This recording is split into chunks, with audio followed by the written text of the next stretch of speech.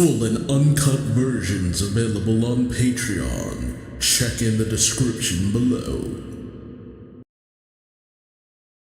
Greetings once again, pirates on the high seas. Duuz-Diz-Din back again with more of One Piece. Yes, I've missed it. It's good to be back. But what happened previously? Well, while the monster trio has headed down to the lower realm with the new giant warrior pirates to check in on Loki, the other Straw Hats are up in the secondary realm dealing with the Gods' Knights. And things have gone from bad to worse, as one of the Gods' Knights, Gunko, after having realized that they had memories of Brooke from way back when, telling you how old she is, she's suddenly possessed by the unseen king of the world, Imu, who proceeds to transform many of the giant warrior pirates, Dory and Brogy included, into demons, commanding them to kill Jaru and become the new rulers of Elbaf, with Killingham summoning even more dream demons. Meanwhile,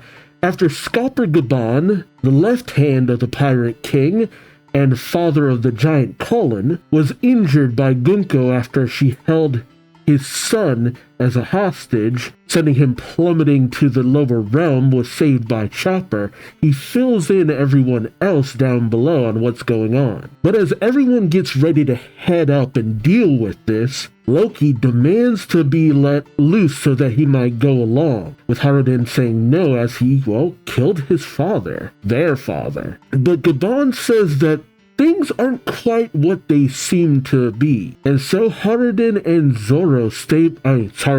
Luffy stay behind to hear the tale of what exactly went down so long ago. 14 years ago, with Loki explaining that he and Jarl were summoned to the castle where they witnessed a grisly sight, the royal guards impaling Harold for some reason. But, to get a better understanding of Harold, we need to go back even further when Harold was a young man, and a bit of a scumbag. Journeying out to sea, Harold came across a young giantess named Ida, who convinced him to gain allies and understanding about the world around him and the people he quite literally saw as beneath him, which he did, becoming a much gentler person. And though he did have a child, Haruden, with Ida, he was made to officially marry Queen Estrid, as she had the blood of the ancient giants just as he did. And while Harold was still out gaining more and more alliances with other nations, Loki was born, but,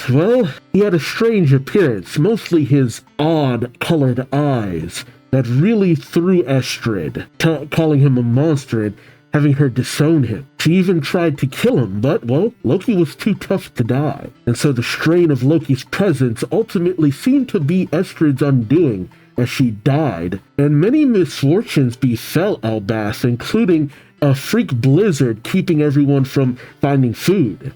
But with the aid that Harold had gained throughout the world, there were people who were willing to come in and provide food for Elbaf. Harold was none the wiser about the mistreatment of Loki, with even Estrid's brother being brought in to oversee Loki, who, that didn't go well, as the brother blamed Loki for his sister's death, only for him to meet a similar fate. Loki grew up to be a bit of a terror. Whenever his father was away, he'd set siege to certain villages, even beating down his brother who tried to keep the peace. But this was to mask a lot of Loki's own personal insecurities, with Loki even attempting to take his own life. On one such attempt where he threw himself to the lower realm, not dying in the process, much in a Kaido-like fashion, he ended up encountering none other than Rox-D-Zebek, with us finally seeing the man after so long, who was on the lookout for Harold. You see, Rox was set to establish the Rox Pirates at some point, and this is also where we find out he's the father of Marshall D. Teach. You see, some time ago, before Rox arrived on Elbaf, during that point in the flashback, he had traveled to the Levely and Sacred Marijois, having infiltrated the Room of Flowers and encountering Imu, whereas Harold was trying to kind of establish peaceful relations with the Marines. But it didn't go very well, unfortunately, and they ended up running across each other in the process. Rox had killed a admiral, not a vice admiral, an actual admiral, and they had a bit of a clash in the process. Evenly matched, they ended up escaping together. But Rox was impressed with Harold's strength and sought to make Harold one of his crewmates, with Rox wanting to conquer the world. You see, he had a plan. Hachinosu, the Beehive Island, or full of lead, had once been a place of criminals, much like Australia, but a vast amount of wealth was found underneath, natural deposits and stuff like that, and thus the criminals ran the place. Rox had made a deal with the Marines to take the place over for them so that they may gain back the resources. But Rox's plans was to make Hachinosu his own personal base. He looked to grade a crew through various Davy-back fights, and wanted Harold to be a part of it. Harold, after a lot of multiple attempts by Rox to convince him, didn't go along with it, and so Rox has set about his plan to take over the Beehive Island, establishing his own personal paradise. Lots going on, and I'm not sure how long this flashback will last, but we're getting a lot of information and details that the past several arcs have been hinting to, and I can't wait to find out more about Harold and Rox Diaz-Din in this flashback being told by Loki. It's a lot, but join me as I find out more, won't you? Alright, we're doing 6 chapters this time around, and what a great color spread. I wonder what the significance of some of the Straw Hats being so tiny is. Is it just to get them in the shot? I love the fact that they're in like pouches around Luffy or on his hat or on his shoulders. But then you got Nami doing a pinup pose in the background. And I guess you got the parallels. You got Zoro and Silver, and then Sanji and Scopper, and then Luffy with Roger in the background. Because everyone always directly compares a lot of the Straw Hats to a lot of Roger's crew, but when it comes down to it, with the way things are operated, Nami kind of the strength and a lot of abilities and how they're seen is the parallels between Sanji and Zoro and Scopper and Silver, but Nami's traits are also kind of split amongst Silver and Scopper, respectively, too. If I remember correctly, Scopper's a navigator, and then Silver's really seems to be the person in charge of a lot of the money. So it feels like some of the traits there are kind of split amongst them, between them and Nami. That's why when the argument of who the first mate is comes up, it's just like, yeah, I know a lot of people see it as Zoro since he's the first to join and he usually takes charge a lot of the time. But in actuality, the person who functions as the first mate in my mind is always Nami. We wouldn't get anywhere without Nami because she's the navigator. Not to mention, she usually controls a lot of the funds and the spending for the crew. Like, in all honesty, Nami runs the ship more than anybody else in the crew. So that's just my point of view, at least. Alright, enough of this. Let's jump into the actual story. Alright, still in the flashback. You have chapter 1156. Idols. The narration says, back in this time, a group of idols roamed the seas. Idols. You have people yelling, but some people don't seem mad. It's like, oh, it's the Kuja. Okay, that would explain a lot. People yelling, we're under attack by pirates. And someone yells, why aren't you men fighting back? You're useless. They stole everything we have, and the menfolk were no help at all. And the man says, they're too tough. A woman says, he didn't even try to fight. How are we going to make a living now? And then you see the Navy with hearts in their eyes. As the narration says, even the Navy had trouble dealing with them. They were known as the Kuja Pirates, a band of warriors from the exotic country of women. Okay, so, yep, Gloriosa. Sure enough, these pirates were strong and beautiful, and shunned the presence of men. And you see the leader of Amazon, Lily, passing by.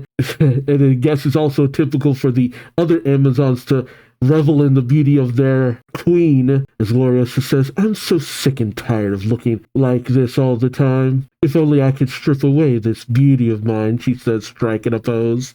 Oh my goodness. Empress of Amazon Lily, Captain of the Kuja Pirates, Gloriosa, future Grand Magnon. While the other Kujas squeal, saying, Eek, Lady Gloriosa, you're a goddess. She's so adorably devious. I love her. I feel my brain being bathed in light. Ooh, asking for permission to have a heart attack. Oh my goodness. And hey, don't worry, Gloriosa.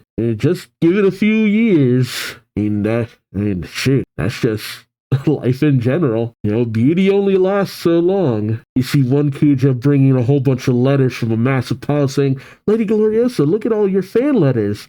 Gloriosa said, Oh, Tritoma. Yeah, she was in one of the SPSs. She's the person that people think is Luffy's mom. Gloriosa says, Tritoma, what is that enormous pile back there? And Tritoma smiles, saying, those are all for Lady Shaki. Oh, shit. Jesus. Shaki is still very beautiful. I wonder, to be even more popular than Gloriosa? Dang. Gloriosa says, there's 100 times more over there? Tritoma. Amazon Lily Empress 2 generations later. And how old is she here, actually? Gloriosa huffs, saying, it's preposterous. I'm the captain of this crew. While the other Amazons say, Eek, she's like an icy jewel of fury. Oh my goodness. The narration says, yes, the true star of the times who outshone even Gloriosa's beauty was her first mate, Shakiyaku. Oh, so she was the first mate. Interesting. If that's how that usually works, after Hancock, I wonder who would be the next empress of the Kuja. And now, I'm thinking about this chapter title, and now I'm thinking about that idol song from K-pop Demon Hunters. Check out that reaction on the channel. I'm thinking about it, because none of the Kuja, usually the relations are usually kind of pointed out. Yeah, looking at how Tritoma looks when she's older, she does look beautiful. Honestly, I'd say Marguerite. She would be the next best. How old is she? Oh, she's only 18 now. So yeah, I could see her being the next empress of the Amazons. She didn't really show off any particular amount of power, but shoot. Luffy got Kobe. Kobe is the best example. I didn't realize that Marguerite was only 16 when we initially met her. My God. Oh, do you really need to stop making these 16-year-olds look the certain way? My God. She could grow so much more powerful with a few years. So, I don't know. Marguerite was given a lot of attention. If we have another time skip, maybe. It does kind of make me wonder. But an Amazon yells, enemy ship approaching, Captain! And Gloriosa starts to fawn, saying, isn't that... Suddenly, we hear a message saying, is this thing on? Roger speaking, this is Roger. They yell, it's the Roger Pirates! Roger says, don't bother resisting, Kuja Pirates. Why is he attacking the Kuja? Oh God. Was Roger in love with Shaki? No way. Today, once and for all, you're finally gonna hand over your first mate, Shaki. Oh my God. See, now I'm wondering how Roger ended up in a relationship with Rouge. My God. Gloriosa yells, why haven't you learned your lesson already, Roger? You already have my affections to return. Oh, God. It's a love triangle. As the two ships get closer to each other, the Roger Pirates yell, seize her! Yeah! Oh, suddenly a door is kicked over on the Amazon ship. A voice yelling out, who are you expecting to seize? And it immediately gets Roger's attention. The other Kuja fawn. The Roger Pirates, including Scopper, fawn as well. With him shouting, there she is! It's Shaki! With the narrator saying, well, someone once said that her every move and gesture embodied pure seduction. You got some of the Roger Pirates holding up flowers saying, flowers, please take my flowers. No, not his, except my gift flower, Shaki. Flowers wilt. Even the birds take notice, my God. And other Roger Pirates fight over her with each other, saying, Don't touch Shaki! The narrator says, in her presence, flowers wilted and crumbled, birds forgot how to sing, and people erupted into fights. And Shaki just smiles, saying, ooh, Gaban. And then she kicks him in the face with him saying, and she calls me my name, I lose all strength. And then she approaches Roger, who's tries to swing on her, with Shaki saying, it's been a while, Roger. And as Roger daggers to swing, but it's obvious he's not put a lot of effort into it. He says, what did you do to Gaban? Next thing you know, Roger's down with hearts in his eyes and a lump on his head and saying, damn it, I love you, Shakiyaku. Shaki says, I love you too, Roger. She then slams her hand across Roger, well, next to Roger, as the narrator says, in the face of such beauty, the mighty made fools of themselves. Shaki grabs Roger's chin, holding it up, saying, but I will belong to no one.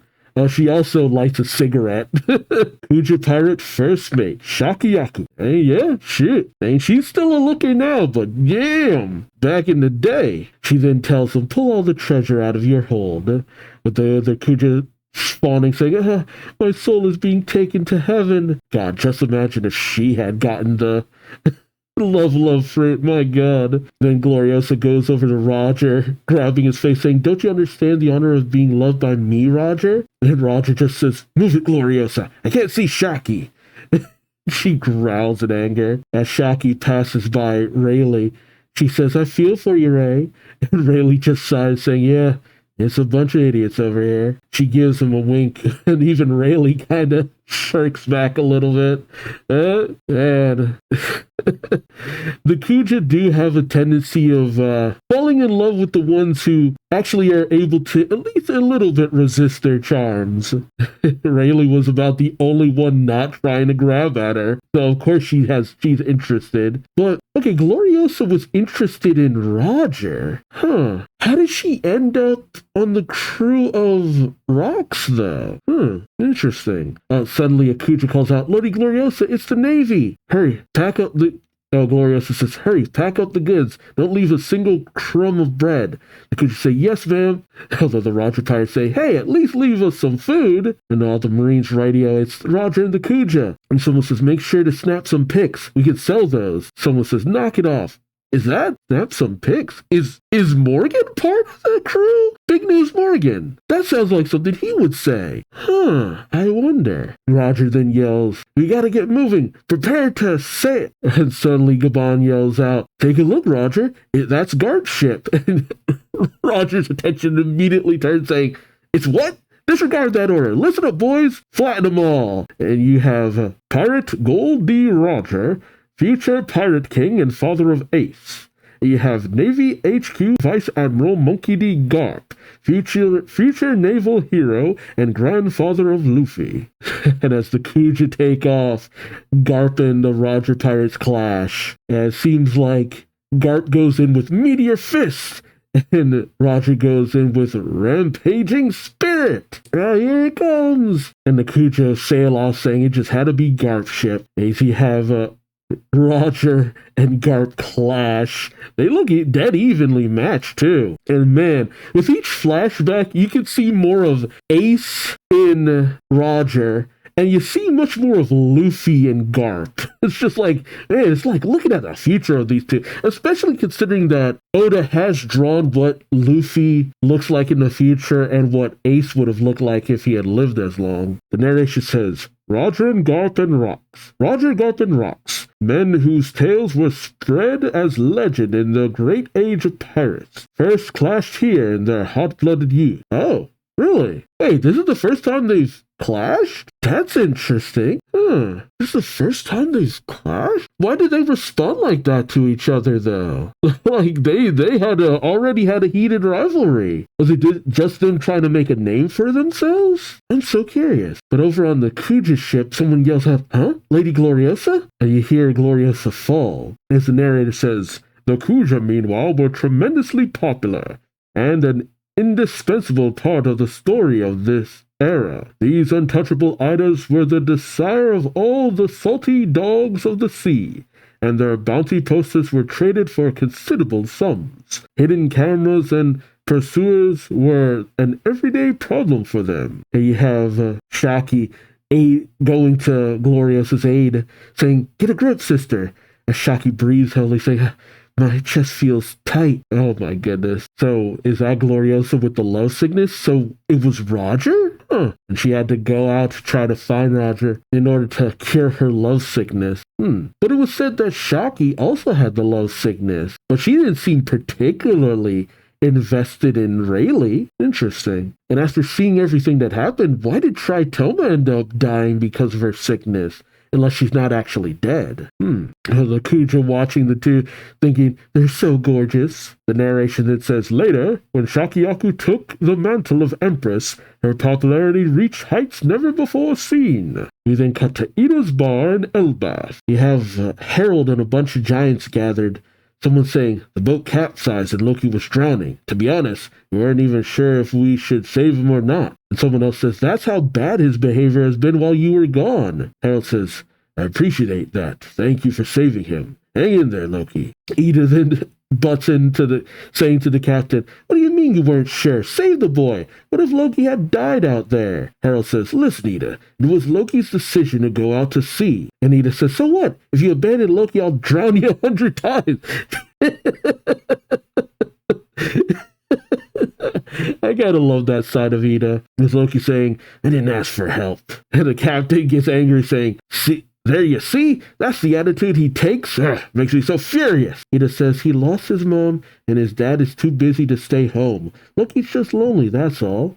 And she kneels down to Loki. He says, "Shut up, you hag." And Ida just laughs it off, saying, "Want to live with us?" With Loki and Haruden saying, "No way." Loki says, "You just want to pretend to be my mom and live in the castle, Ida. You just want all the money." And Haruden takes his sword, saying, "Shut up, Loki." Harold saying, "Apologize, sir, Loki. You've crossed the line. You have no idea what Ida's been through." And Ida just pauses and then laughs it off, saying, "You kids are too sweet." And I'm sure he says it, saying, "You're being too soft on him, Ida." Oh, it's the current bar page.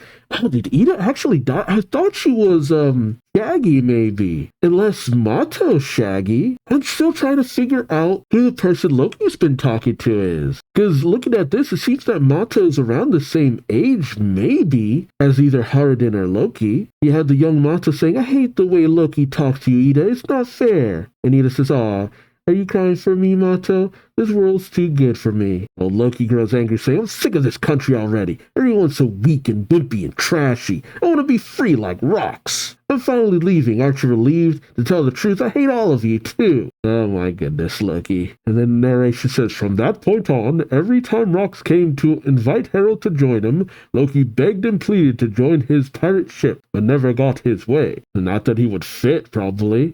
Oh, that's Silverax? Okay, so we hadn't met Silverax beforehand. Okay, a lot's happening on these next few pages. I'm very interested in this. Okay, narration says, several months after the takeover of Pirate Island by the Rocks Pirates, you have some people saying, "Hey, who are you?" Person says, "I want to join the Rocks Pirates." Someone else says, "Sure, everybody wants to do that. Well, you'll never even meet them. The Rocks Pirates are the all-stars of evil on the sea. See that fish-shaped rock? Oh, it is a fish-shaped rock. Oh my God, I didn't even think about that. It is fish-shaped. It looks like a goldfish. I never even thought about that before." And then it ends up looking like a pirate skull. That's hilarious. See that fish-shaped rock up there? Apparently that's where they hang out. You want to meet them? Go on. But the farther inland you go, the crazier the folks get. Good luck trying to get there. I'll give you a little push. And the dude kicks him. Someone says, "Go easy on him." Well, the man reaches out and grabs the dude by the head. And then you get to see just how big his hands are. As he grabs the person by the head, the man's cloak falls out. And the people say, "It's him. The hitman. What's Shiki's rival doing here?" Shiki's rival? Oh. Interesting. Stay back or he'll kill you. The hitman, huh? Interesting. Monster Kyo, future Silverax. The powerful figures drawn to rocks brought in other mighty types in their wake. And later you see the eyes of you see the eyes of Pirate Island being drawn out. And someone says, there, how's about that view? Take in the sights. I think opening these holes was the right idea, don't you agree? Oh, it was rocks who made the holes. Interesting. To sum it all, there's 2 devil fruits out there that I want. One of them is most likely found on Elbath, and its power will only be truly unlocked if Harold eats it. Oh, he wanted Harold to eat it. I wonder what it was. You have Pirate Captain John. John saying after that, you want to find Galila, right? I only know them as a legend. The giants who were part of who preceded Galila? Because of Pluton? I wonder. And you have Pirate Charlotte Linlin, future Big Mom, with Linlin saying, I've got my information network on the hunt, but there's no hint of a band of frozen giants anywhere. So they never even found out about them being on Punk Hazard, huh? Interesting. Whitebeard saying, if they exist, they're corpses. Then you have the Pirate Strusen, Linlin's partner. Strusen says, good point. They ain't coming back to life. And Rock says, shut up! We're talking about dreams here. Then we have the Pirate Barbell, Catfish Fishman, who says, plus, even if they were to somehow be brought back, they have no reason to listen to you. Then you have Pirate Kaido, future King of the Beasts, with Rock saying, and that's why I need the power of Harold, King of Elbath. Okay, what is this devil fruit? Why did Rox think that was so important? And Loki ate it. Man, we're really building up this devil fruit. Kind of saying, can't you just suppress them with sheer strength? Same thing for Harold. Just crush him and make him obey you. It's interesting to see he had that mindset even all the way back now. The Rock says, what? Don't ever say that to me again. And he kicks Kaido in the face. So Rox doesn't believe in forcing people to join up with him, and yet he won the allegiance of everyone here through a Davy back fight. And he is very similar to how Linlin and Kaido would one day be, how they decide to get others to join their cause through relations and through force. But Rox chose Davy back fights, and that didn't seem to work out either. Kaido says, hey, knock it off, Rox! Bastard. Captain John steps in saying, you too, Kaido, calm down. With Shiki saying, we just got this island. You want to smash it to pieces? This crew is bound to fall apart sooner or later. I do love the fact that everyone kind of just knows that this isn't gonna last, the way this crew is set up and how they function. Captain John says, yeah, so why don't we earn a little more before it happens? Take it easy, new kid. Rock says, Harold's my pal. You say that nonsense again and I'll get rid of you first, Kaido. And it's interesting that Rox has such a Luffy mentality that he already considers him and Harold friends, even though Harold really doesn't see Rox as a friend. It's just like, you're cool and all, but I don't want your brand of crazy. And Kaido's definitely not happy about any of that. And we see them on full display. The Rocks Pirate. You got Stussy just over to the side with Wang Ji watching it all go down. Rox tells them all, listen up, folks. Elbath is the key to taking down the Holy Land. If you don't trust me on that, get lost. It's up to you whether or not you want to follow me on the fateful day of our mission. But if you've got the stones for it, then stick around with me for a bit. I'll show you the peak of the world. To be continued. That is so interesting. And man, Big Mom, once you actually just see her in the background there, it's just like, my God, she's huge. That is a big lady. That is wild. Okay, on to the next chapter. It's interesting to find out about how the Kujo were, how the Rocks Pirates were back in the day, and the Roger Pirates. The fact that they clashed to try to get Shaki. Shaki was a prize. She didn't want to be one, though. How did she? Okay. You know, I'll just keep going and figure things out as I go. Alright, it's the next chapter, chapter 1157, titled Legendary Bar. And you have Yamato, Kiku, and, God, I forgot the name. Hold on. Cho, praying at this grave site, which I didn't even see them at first. Ulti and Page One, well, it's mostly Ulti, building a massive snowman that looks like Kaido. It's Ogre Child Yamato's Golden Harvest, Surrogate Pilgrimage, Volume 39. He fought against Kaido to protect his village, but perished without leaving a body behind. I wonder who it was. Unless it's one of the, no, they said it was someone who was from the West Blue, right? Or one of the Blues. Yeah, it was some outside. Who was it? Okay. We cut to Mount Bezelle International Charity Sanctuary. Oh, okay. Someone yelling, Yahoo! There's a lot of commotion going on. Someone announces, that's everything from the vault. They had a fortune in there.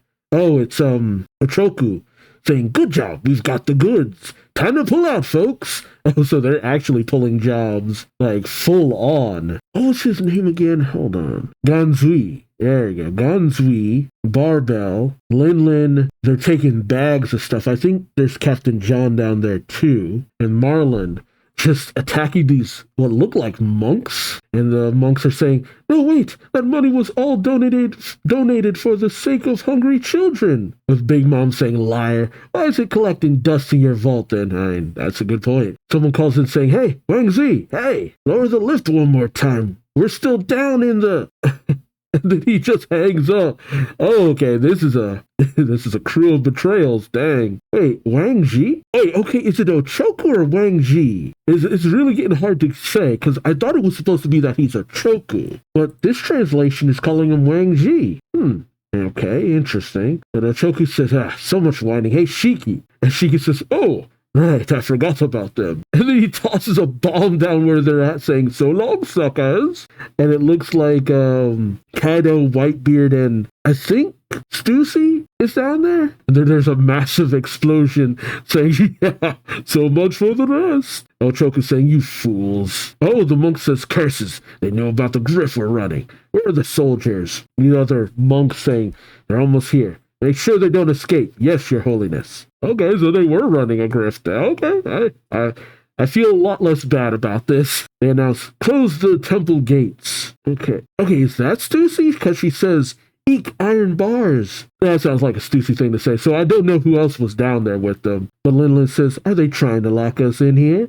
Out of the way, Buckin. Okay, it was Buckin. I'll smash him open. But then suddenly something happens. Oh, Kyo was down with them. I got it. Oh, that's even more incentive for Shiki to try to bomb him. Oh my god. The ground's shaky. No, it's an earthquake. He's doing this. And the floor collapses underneath Lin, Bucking, Strusen, Marlin, and Ganzui, as well as Ochoku and Barbell. I'm just trying to get their names down. The floor just collapses. Lin shouts, New Gate! They're just as destructive as the Straw Hats. You know, we always compare the Roger Pirates with the Straw Hats, but this level of destroying stuff, it's very Straw Hats. Just rocking a place, literally. With the monks saying, our temple! You got Kaido and Whitebeard coming out of the wreckage with, Kyo looking a little worse for wear. Kind of saying, I'm jealous. Wish I had one of those. Whitebeard says, what, a fruit power? Take your time and choose wisely. It'll be with you for life. Kaido says, that's a good point. Kyo says, hey, who tried to bury me alive down there? And Ochoku promptly points to Shiki, who's, I don't know if he's trying to creep away or if he's just floating in the air. And Kyo says, it was you, Shiki. Shiki saying, oh, why if it isn't my good friend Kyo?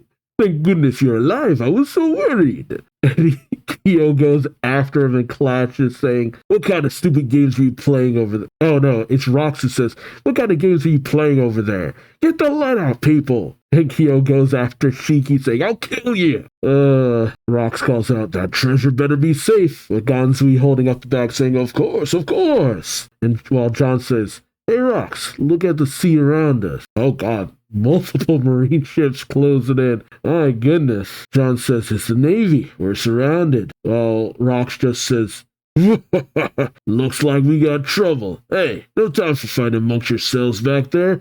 We gotta hit the waves. It's the Navy. With Newgate saying, it's too soon. Are they tipped off?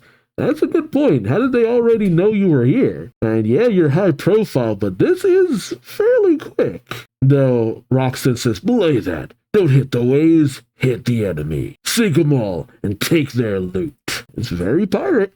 The narration then says, within just 2 years of their founding, 2 years, the Rox pirates were responsible for 16 recorded raids, 76 sunken ships, 14 ports burned to the ground, 5 towns leveled, 1 kingdom brought to ruin, 3 special violations of Article 18 of World Law, that is very specific, and 25 crimes that were completely covered up. See, now this sounds like the Straw Hats. My goodness. Though the future king of the pirates, Gold D. Roger, also sailed the seas at this time, these few years of frequent activity might as well have been known as the Era of Rox.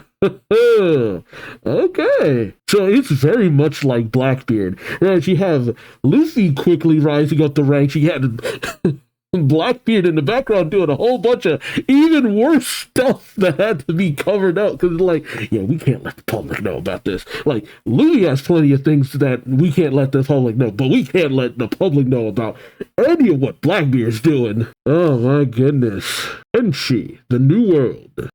What the heck is going on here? We have Harold confronting a ship. Is this a slave ship? What do you want, Harold? Get lost. Unaffiliated countries are a lawless land in our eyes. The people who live in them have no rights. Harold calls out, but it's not proper. The world government doesn't make all the rules of the world. Let those people go. When Elbaf was suffering from famine, they brought us food and asked for nothing in return. They're our friends, our saviors. Someone calls out, help us, King Harold. Harold calls out, now it's time to repay the debt we owe them.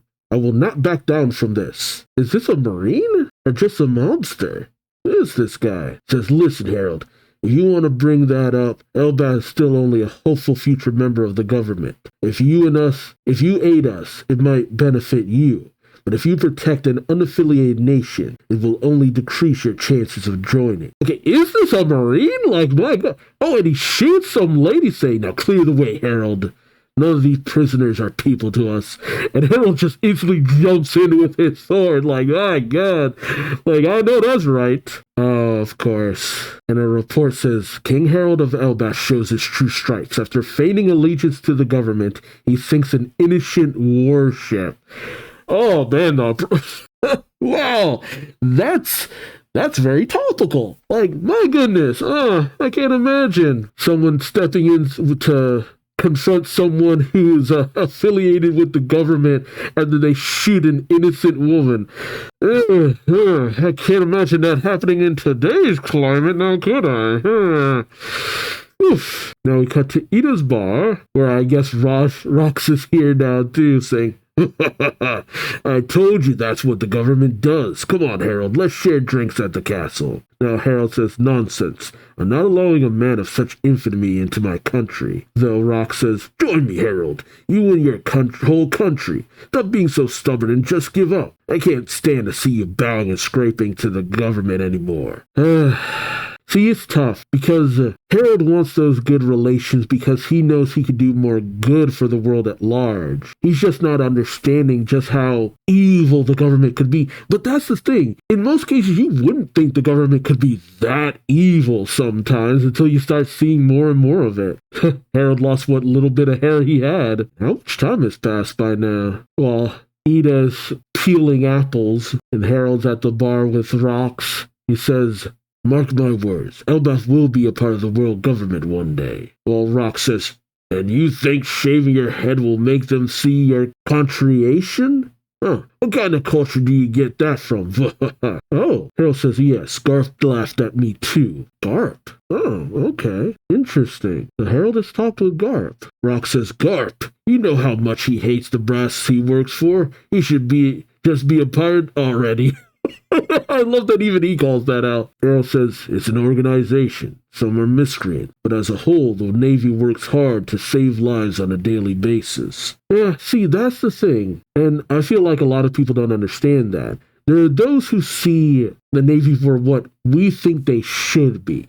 Because you see the police as the same. But then you see some members of the police do some things that are just like, the police are no good. But you don't want to believe that's them as a whole, even though there's plenty of people.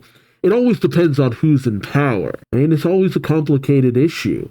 Which is why when subjects of defunding the police come up, it's just like, to a certain degree, I'm like, yeah, just tear it all down and rebuild it. But at the same time, while you do stuff like that, then you have the good that the police do get kind of undone. Like, who do you put in place to protect people's lives and enforce laws and stuff like that in the meantime? Like, it's all such a complicated issue with there are no easy solutions. And even if you do rebuild things, there's no guarantee that a corrupt entity doesn't just step back into its place. And those who do good with an organization aren't always going to just be there 100% of the time. Harold says they've even begun to accept a number of recruits from Elbath, starting with John Giant. Oh, John Giant was from Elbath. Wait, I could have sworn I heard that John Giant wasn't from Elbath. Oh, the first giant to ever enlist in the Marines. Okay, gotcha. Yeah, that's what it was. That's what I wasn't remembering. No, he was trafficked by Mother Caramel, though. That's what I'm seeing here. So that's all publicity. Earl says, if only I could send more of our overly powerful warriors. I know their strength would go a long way toward helping the downtrodden. Well, Rock says, sounds like the last thing I want to face out there. Come on, Ida, talk him out of this. Ida just grinned, saying, well, if Harold were my son, I think I'd say choose better friends. While Rox just laughs, saying, hey, that's not funny. And then you have Mato outside giving some kind of drink to Harold and Loki.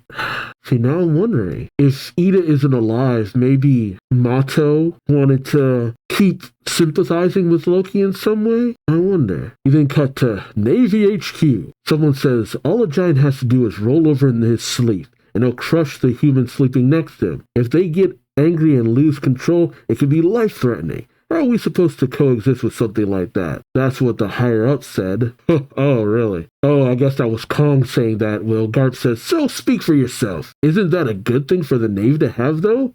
Vice Admiral Garp? Navy Vice Admiral Garp, Luffy's grandfather. And then you have Zengoku saying, Harold's an honest, well-meaning man. He wants to change Elbath's history. Navy Vice Admiral Sengoku, future fleet admiral. While Osuru says, rumor says that Rox has been trying to win him over. If he joins their crew, even the Navy might not be able to stop them. See, Suru approaching it from the most practical standpoint. Navy Vice Admiral Suru, future great advisor. While Kong says, I know, but still, sheesh, I'm trapped between a rock and a hard place. Navy Admiral Kong, future commander-in-chief. Okay. So, the admirals were Kong, the person who Rox killed, and maybe someone else? I don't know if they always had that 3-admiral system. I guess given the time frame, depending how you look on it, if Oda wants to have made the story of Zephyr real, then Zephyr might have been the other admiral, unless he was the one who was killed. Kong says, the problem is, historically speaking, they've been a vicious people. While Garp says, yeah, and I want them on our side, Kong. Just bring Elbath into the world government. While Kong says, you think that's up to me? I wish. And one day it's up to him, and he does bring in several giants. Kong tries, but I don't think once he gets in the chair that controls everything, he ends up in as much control as he thought he would. If anything, it feels like Kong was... when Kong became commander-in-chief, he thought he'd have a lot more control, but that ended up not being the case. He feels very Aokiji. So I think when things changed up, they wanted somebody with more fire like Akainu. But Akainu seeing the hopelessness of his station as well. Just another cog in the machine. And then cut to Full of Lead, 42 years ago, where newspapers are raining down all over Full of Lead, with the pirates saying, hey, did you see? It's a scandal. The papers are saying that Shakiyaku's not the captain of the Kuja pirates anymore. What? Does that mean our chances of running across her at sea are basically zero now? Oh, jeez, they're all feeling the pressure, saying, this is devastating. I only went out to sea to be a pirate because I dreamed of being boarded by Shakiyaku one day. We've been wasting the best years of our lives. Come back to us, Shaki. Oh, God. Okay, and Gloriosa is already with the... Oh my God, is that a little... Yeah, it's a little, of Oven and Daifuku. And is that, I wonder, Oven Daifuku and, I'm forgetting his name. I don't know how. I am blanking on his name. Katakuri. There it is. I don't know why I couldn't remember his name. But yeah, it's a little Oven Daifuku and Katakuri. Holy crap. Gloriosa's reading the paper saying, what does Shaki think she's doing? While Linlin says, didn't she quit because she wanted to chase after a man just like you did, Gloriosa? Even the island of women can't defeat love, it seems. Gloriosa says, I didn't expect you to understand the agony of true love the way you crank out babies like popcorn. God damn, that line. Holy... I'm used to the community roasting her like that, but man, to just have Gloriosa just put it like that, like, my God. I find it hard to believe that she's got love sickness, though. If it's with Roger, I'll never forgive her. So it really was Roger, huh? And then you got Stussy saying, everyone always talks about Shaki this, Shaki that. But you've never had eyes for anyone but me, right, Newgate? Oh, yeah. Newgate attending to his blade. He says, I never had eyes for you at all. Stussy jumps on him saying, what? But it's me, Miss Buckin. I could have any man in the world. Whitebeard says, so what's your problem? She says, my problem is I want you. God, man, there's a whole bunch of unrequited love here. But, I wonder, how does Shaki end up with Silver, though? Someone calls out, look out, people, we got big news. They say, what's up? Someone says, the Kuja ship is by the shore. They say, huh? What? Oh, Shaki? Really? Wait, why is she coming here? The narration says, it was one of the most shocking days in the history of Pirate Island. Of all people, the untouchable idol herself, object of the world's desire, set foot into the lair of wild, untamed beasts. And you got Shaki with a suitcase saying, okay, so this is the Pirate Island. All the other pirates are saying, our goddess has stepped onto our soil. I could die happy right now. And Shaki says, thank you, Tritoma. I'll take it from here. And Tritoma says, okay. Okay, so yeah, it's been hit. So Gloriosa left out first to chase. See, I did kind of wonder about the chain of events because it's like they are all fairly close in age to a certain degree. Like some of the ages, like they would have had to have left fairly quick succession, and here it is. Gloriosa left first to chase after Roger, which she somehow ended up on Tired Island, and then Shaki, was she after Rayleigh? Or like, what is this about? Pirates say, why is she here? There's no reason for someone like you to take one more step onto this filthy island. Can't see through her brilliance and my tears. Is she really here or am I dreaming? So gorgeous. What a beauty. Purdy. Oh, God. Would you perhaps be looking to join the Rocks Pirates, like Lady Gloriosa did? Shaki says, no. I want to live here for a little while. What? Shaki says, I'm a pirate too, you know. I can quit the business, but the Navy's still after me. I want to hide out here for the moment. Will you protect me? They say, of course we will. He says, it smells here. They say, we'll clean it up.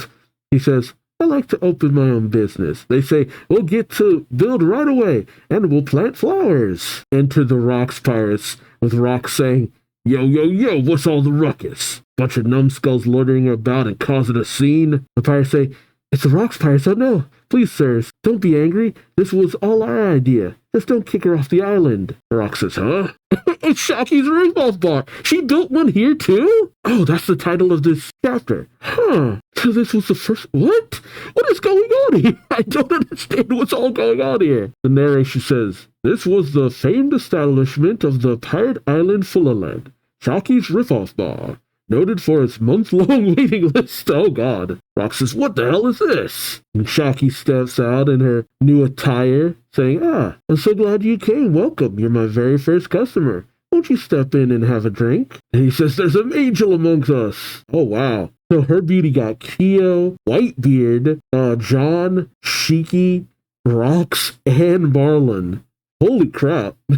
This lone peony blooming amid the blasted wasteland brought beauty and comfort to the island. In time she would become an irreplaceable treasure to the pirates who made this island their home. And what is treasure if not something that can be stolen? She's she's not no, she wasn't in one of the treasure that was stolen from Full of Lead wasn't, no. I feel like that would have come up to some degree, but I mean, the narration is setting it up like that. Like, well, what is treasure if not something to be, like, huh? Hall of Power, Sacred Marijuana.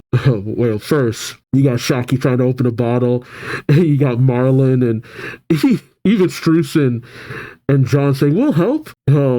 Rock says, this bar smells nice. But in Sacred Marijuana, you got the 5 elders. Marcus Mars says, give Harold this ultimatum then. If you warriors of Elbaf meet the following requirement, you will be allowed to join the world government. Kill Rocks. Well, we know that they don't join the world government, and Harold's not responsible for Rox's death, is he? And these guys really like delivering ultimatums. Like, my God. Between what went down with Kuma and now this, like, my goodness, these guys really love to do crap like this. Alright, next chapter is 1158. Rocks versus Harold. They do fight. Okay, you got Yamato, Kiku, and Sho walking away from the grave of Kazuki Moria? Oh no. Did people think that Gecko Moria took on Kaido and got labeled as did he trick the people of Wano into thinking he was some ally of justice or something? But Kazuki Moria, okay, I got a lot of questions about that, but this just sounds like that would be an explanation of how he got the body of Ryuma. Urga Child Yamato's Golden Harvest Surrogate Pilgrimage, Volume 40. Here lies the heroic pirate of just... Okay, yeah, Moria definitely grifted these people. Okay, yeah, alright. Why is he pouting? In a certain stretch of sea, Oro Jackson, Roger ship, the pirates call out, hey, Captain Roger! Hey, Captain Roger! They're saying Shocky opened her own bar on Pirate Island.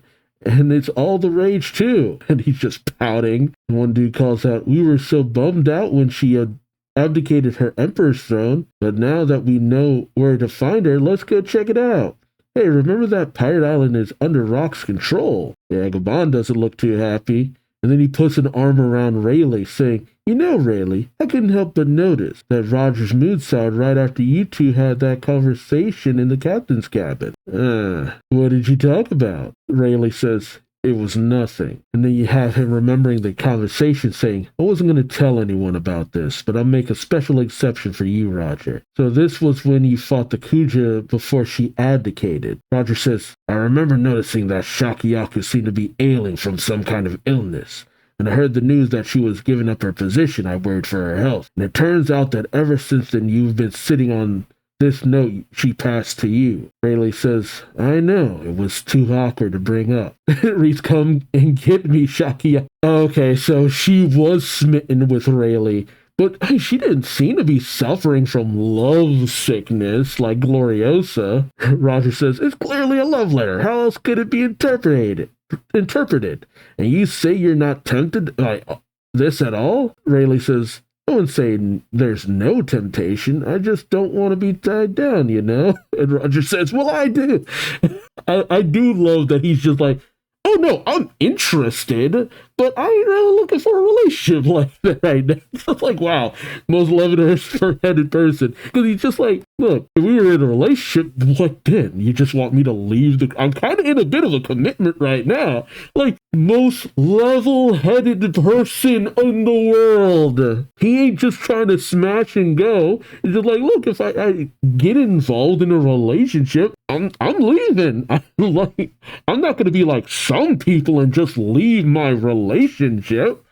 Oh, what is going on? You know, here's Oda saying he doesn't want to put any relationships involved with the Straw Hats, and so much is tied around Shaki.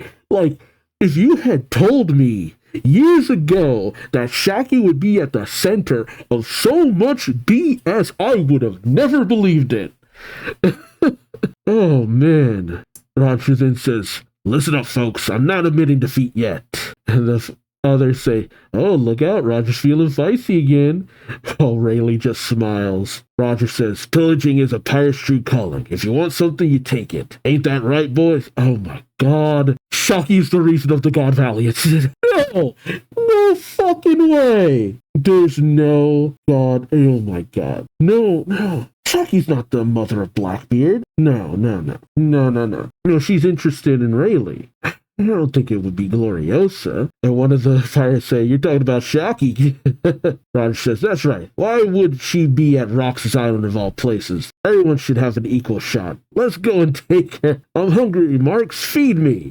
Mark says, scrubs are already on. Eat all you want. They say, yeah. We then cut to slightly earlier in time, Sacred Marichwal, 40 years ago. We got Garling, Holy Knights, Figureland family, St. Garling, future elder, being talked to by the 5 elders, saying, you're getting ahead of yourself, Garling. The previous tourneys just ended. Garling says, I know, but I was working on a separate matter.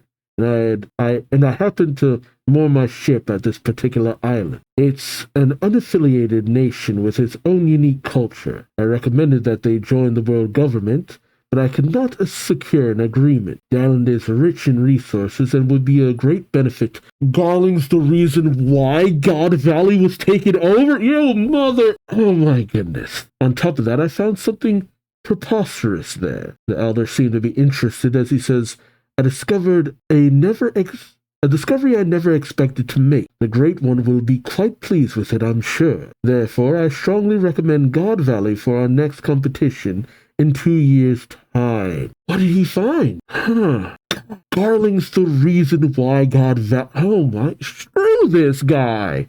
The more I find out about this guy, the worse he gets. Why did he go after God Valley? You then cut to Shaki's ripoff bar, Pirate Island. You see a line all the way down the block from the start of the bar. Someone says, hey, the line starts back here. It costs that much? I can't pay that. Step around back and you'll do 2 years free labor. What? Oh my God. It was a hell of a ripoff. And as Shaki's pouring drinks, one pirate says, I came all the way from the North Blue. I hear you got great whiskey here. Everyone says your stew is the best, Shaki. And she just laughs saying, oh, that's so sweet of them. How precious. I don't cook for the likes of you. They say, what? It's just like I always imagined. This is the best. Shaki then says, I got an order of my special simmered beans for you, Shaki. Oh, and we're all out of whiskey. Shaki says, cheap rum will do. She hands it over saying, here's your high-end whiskey. And the pirate says, I've never been so thankful for abysmal service. Oh my God. She's just taking these people for a ride. He then goes over to Rox saying, what's the matter, Rox? You seem so fulfilled. If I didn't know any better, I might think you've lost interest in me. He says, huh? And Linlin says, mama. See, a woman's intuition can be scary. Oh, wait, he lost interest? Rox says, hey, pipe down. It's supposed to be a secret from everyone. Oh! Whitebeard says, what are you all talking about? While Buchan says, you're so dense. She thinks to herself, it's not just a woman. That's the face of a new father. Okay, so in the meantime, Rox is already... So, yeah, okay, I guess Blackbeard's already born at this point. I wonder who the mother is, though. Enter the Roger pirates saying, hey, Shaki, it's me, your lover boy. Gabon says, oh, Shaki. And so it says, and it's the Roger pirates. Quick, get a picture. Okay, who's the one who keeps calling out, get a picture? Is Morgan's here? Like, what? Shaki goes to say, oh, but enter Rock saying, Roger. How many times do I have to tell you this is my island? Well, Roger says, and it's Shaki's place. No fighting between customers, remember? So quit yapping, porcupine. I'm gonna be honest. Roger's relationship with Rox kind of makes me think of Ace and Luffy. Well, honestly, no, more like Law and Kid. Law and Kid, there we go. Law and Kid's relationship, almost. Rox says, what about the huge line outside? Did you wait the whole time? How'd you get in here? Roger says, line? What line? Come on, boys, let's get around the drinks. Yeah.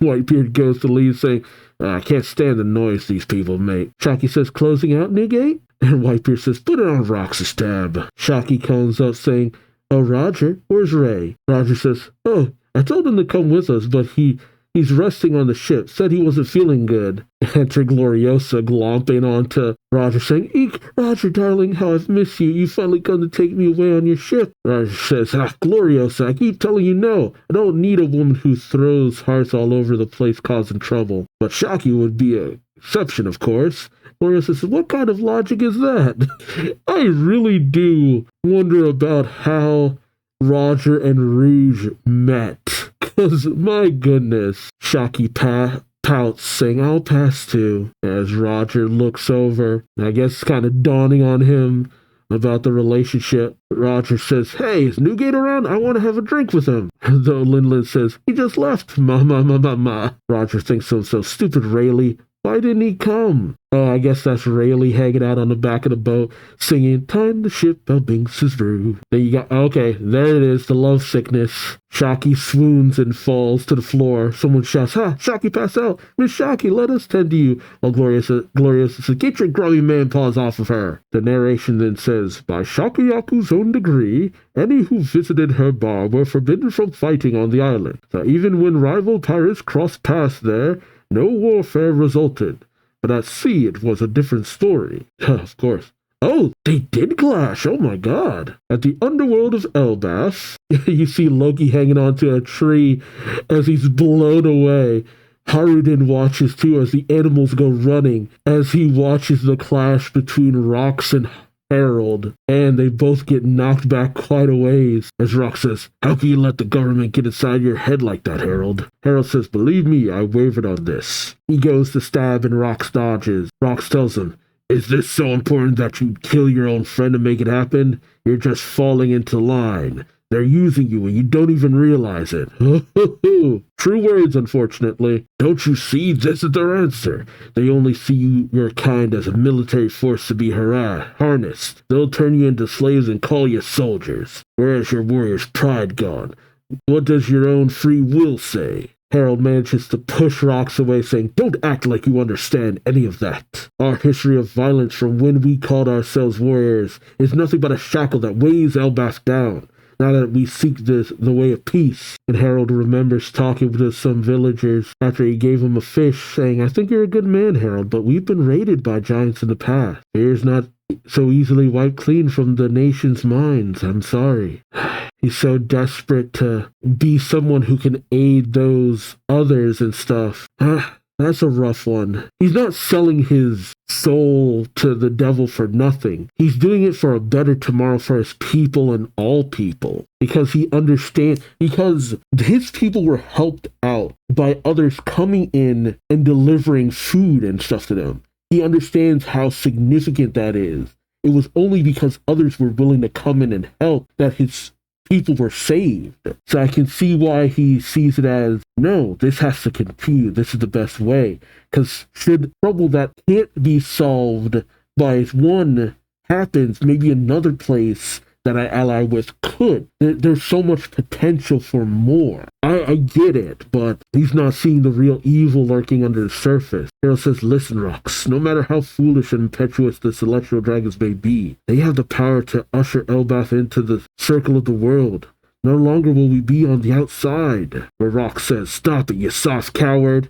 And he hits Harold with a mighty blow. Oh, the talks are off. I'm never inviting you again. And Harold says, I am the king. I can't risk my people's lives on the losing battle of a villain like you. They continue to clash. As the narrator says, they could not see eye to eye. The odd little friendship between them came to an end. And for the time being, they no longer met. They met no longer. Until the day of that fateful instant. And you got Loki sitting by the water's edge by Ida's bar, opening the paper, thinking to himself, more news about Rox. Ida calls out, Rox isn't coming, Loki.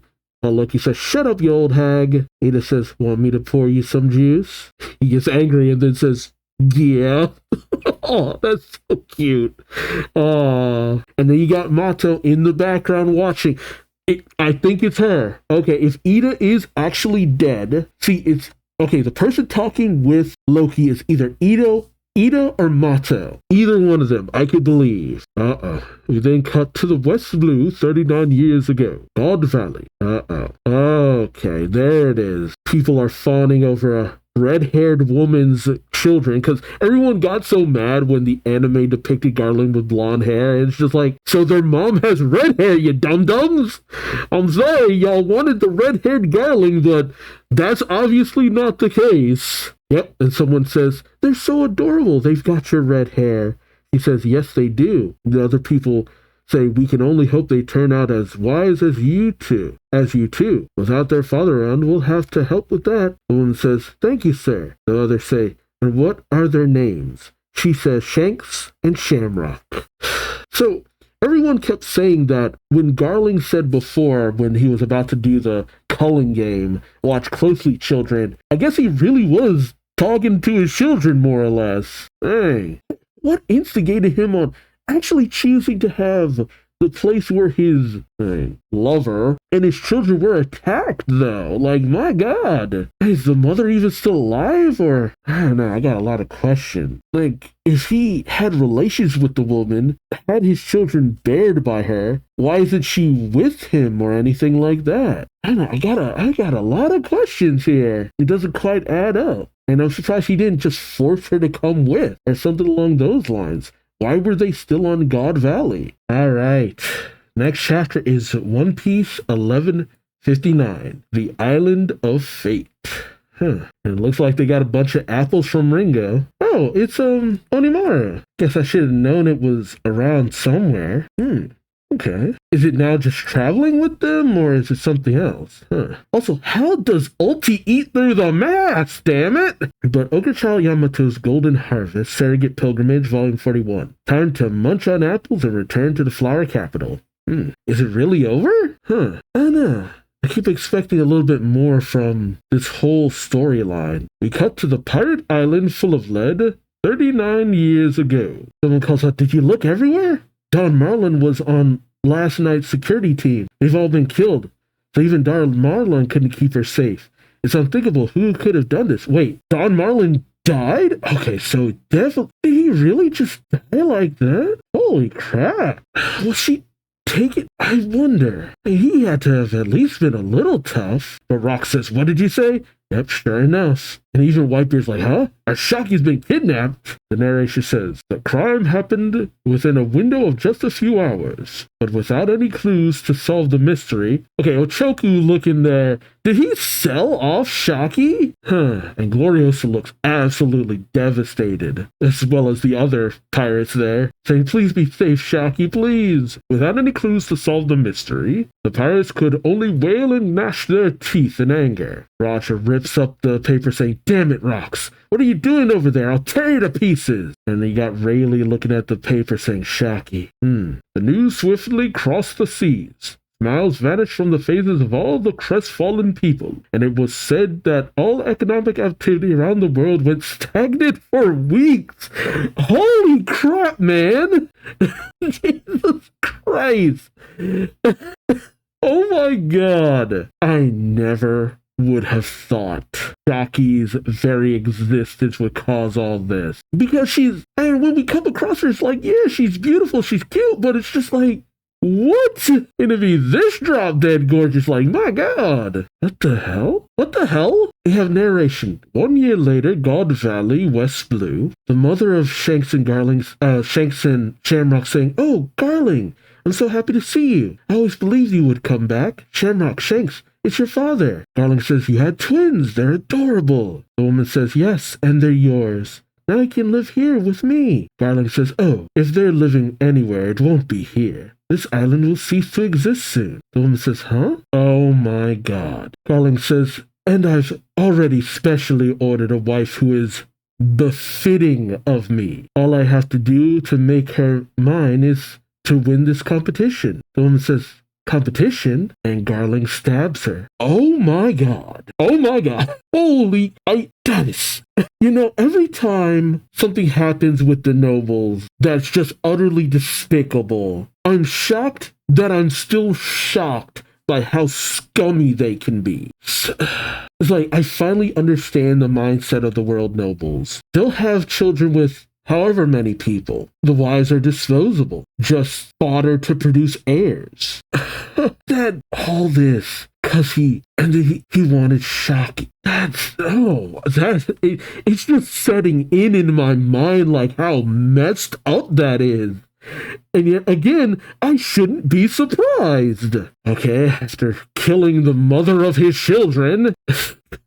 I was wondering which of the 5 elders it would be next. it just really pissed me off. And it's Garling.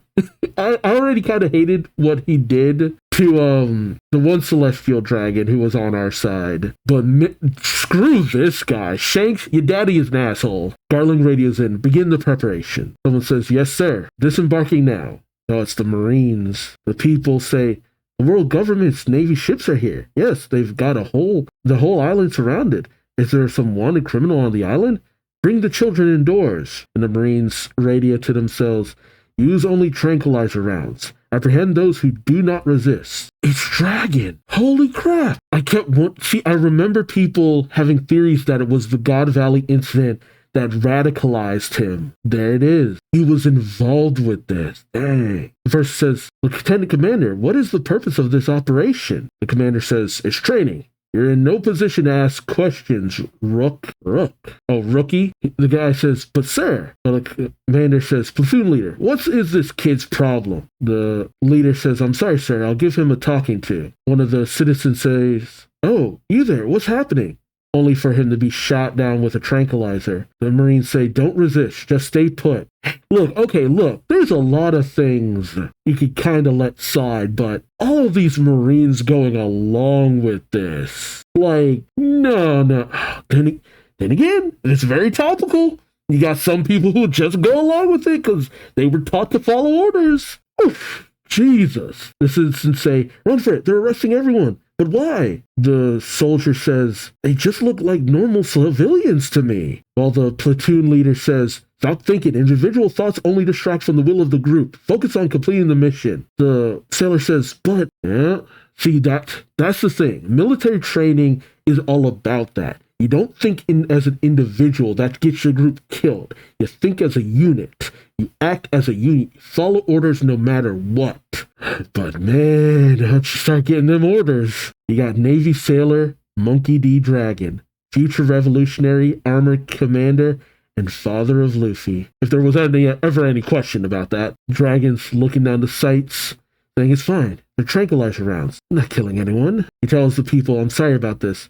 If you allow us to arrest you, I won't have to shoot. And the people say, I don't know what's going on here, but I'm leaving the island, out of the way. And he shoots him down with tranks. He's breathing heavy. Suddenly someone radios in, put on your mask. We're using tear gas. And he looks over like, we're using what? Dragon's like, what are we doing?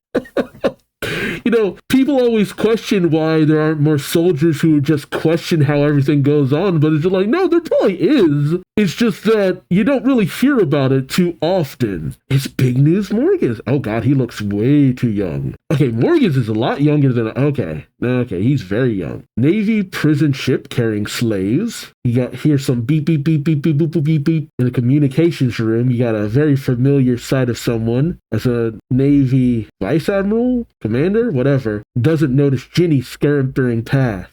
He says, did I just hear someone? Ginny comes back to the slave hold, all from a pipe, saying, hey, bro. Ivankov says, Ginny, you're all right. Ginny says, yeah, it all worked out. The intel agent should come by to get us later. Other slaves say, would you kids shut up? Don't ruin things for the rest of us. You're going to get us all punished too. Someone says, punish? Ivanka tells him, you fool, we're all going to die if you don't try to learn where this ship is going, and you don't even struggle to survive. What makes you think you'll be lucky enough to make it out? Don't play games with miracles. Ginny holds him back, saying, hang on, bro. Someone radios in, the prisoners are rioting. And you got Kuma over on the side saying, thinking to himself, I didn't know that slaves could be so feisty. Dang. We then cut over to the Cypherpole Intelligence Agency, where young Morgans, president of the World Economic Journal, is talking to some agents who say, yeah, you heard some incredible intel? What is it this time? Morgan says, don't play dumb. I know you people picked it up too. Now pay me. You want me to sit on this scoop, don't you? The agent says, how does some kid's local paper with a fancy name get any intel network like that? Careful, or they'll snuff you out. Morgan says, just try it. And he thinks to himself, either way, I'm leaking this to Pirate Island. Wait, so the info that Ginny sent out went to Morgan specifically? Interesting. Did Ginny know Morgan? Over at Pirate Island, they say, so Shaki's still alive. Are you serious? What a relief. Where is she now? God Valley. Where is that? Choku, because he paid to get her sold off, says, that seems fishy. You're sure about your source? Okay. Yeah, he's worried because he'll be ratted out for what he did. Stussy says, the Navy's been taking action, so it seems solid. Morgan's got in touch with Stussy. Okay. Wait, if the young Morgans knew Stussy, then he knew about, I wonder what he thought about the clone Stussy. Captain John says she's a prize in the Celestial Dragon's game. Gansui says, so that means whoever kidnapped her is with the government. Damn it. Well, Shiki just yells, Shaki! Whitebeard says, it's a Celestial Dragon's manhunt. I always thought that was just a tall tale. While Linlin says, they've got devil fruits too, Kaido. You wanted one, didn't you? So they weren't after the devil fruits. Kaido says, what powers are they? While Linlin thinks to herself, could be good for my kids too. Okay. So she wanted the devil fruits to give to her kids.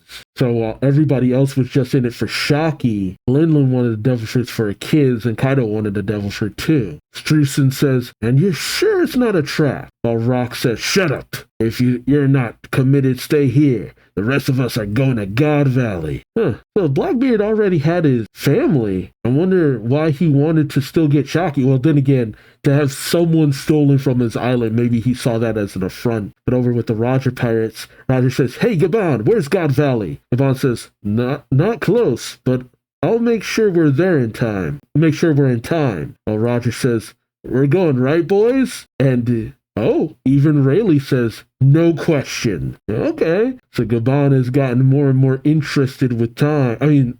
Rayleigh got more and more interest in Shaki with time. Roger says, so Rox is on the move. Don't let him get the jump on us. And then you got when Garp was hanging out on that resort island, and Kong says, we didn't think Roger would get involved.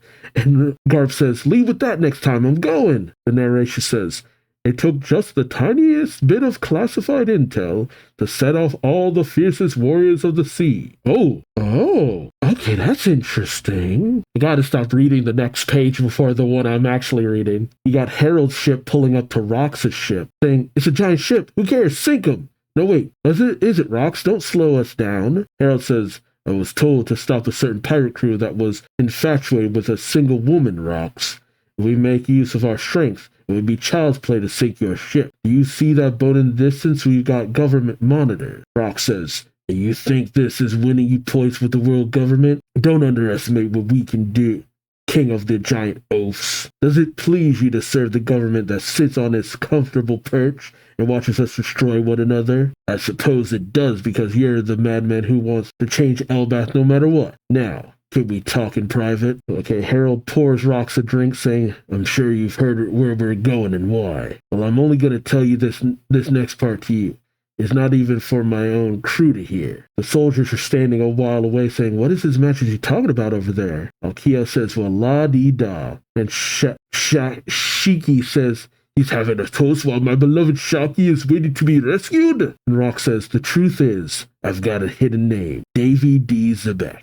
Harold says, it's not Rox? Davy Jones? Blackbeard is a descendant of Davy Jones. Davy Jones isn't Joy Boy, is he? That would be why. I wonder. Rox says, it's the name of a clan that I suspect the world government has long tried to cover up. The descendants of the legendary pirate Davy D. Jones.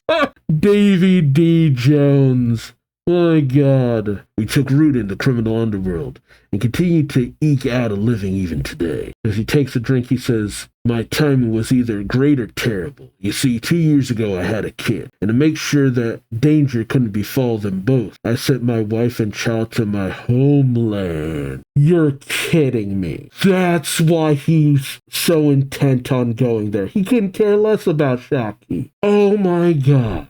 To make sure that danger couldn't befall them both, I sent my wife and child to my homeland and told them to seek the Davy clan for help. Harold says, I see. So your kin and your wife and child are there in your homeland. And why would you admit this exploitable weakness to me? Rock says, my home is God Valley. Harold says, so the government did this as a means to lure you into their clutches? Rock says, nah, the celestial dragons are converging on that island. They don't want me coming there. That was a miscalculation on their part. It feels as though some act of fate is pulling all the strings behind the scenes. Kidnapping Shaki was their fatal mistake. As long as my wife and wife and kid escape. I don't care about the rest. Wherever side fortune is on, Harold, it doesn't feel like mine. So lend me your aid. And Harold just says, I refuse. I'd rather sink your ship right now. That's your choice, so be it. But when Harold goes over to his men, he says, don't attack him. They're all shocked. And Rox calls Harold a soft coward and blows up his ship. Jeez. And then you have the narration. Though hard to believe, once every 3 years, the celestial dragons choose an island rich in resources and unaffiliated with the government and carry out a manhunt game there, slaughtering all the natives. The people yelling, somebody help! This can't be happening. So she was there. We just didn't see it at the time. My God. The day of the God Valley incident, with the announcer from before saying, in addition to the rare and exotic devil fruits, we have our grand prize of the event. Hailing from the Isle of Women within the calm belt of the Grand Line, the previous empress of the Amazons, praised to be the most beautiful woman in the world. Her name is Shakiyaku. They cheer. Ugh. Take her for a wife or make her a slave. The decision is yours. While they say, she's so beautiful. I want her. She's perfect. Went and bring her to the Shepherd family, Summers. The announcer says she was kept in pristine condition after being caught. A truly elite pride. Shaki's just stone-faced standing up there. Oh, Summers says, don't be stupid. If I win, she's my slave. Garling says she's my wife. Stop dreaming, Summers. While the one person from the Man-Mayor family with the hat says to Gunko, with you here, Gunko, we might win a trophy in the family competition. It's like, it's so wild. Because I think back to those panels before, and it's just like, and now we have like 1 second later of all those other conversations. It keeps throwing me. Oh, and Dragon runs into Shamrock and Shanks' mother, who's still bleeding out, saying, please, get my children off this island. Don't let him have them. And I think it's a young Blackbeard whose mother is telling him, come here, Teach. Yep, it's all right. You have to live through this. With the announcer saying, lastly, every world noble is aware of them.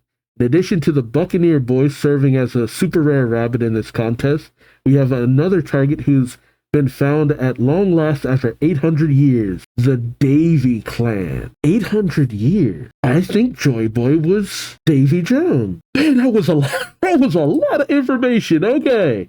Okay. My head is swimming with all that. My God. Holy crap. Whoa, that was a lot of information. Man, this one is just titled Chapter 1160.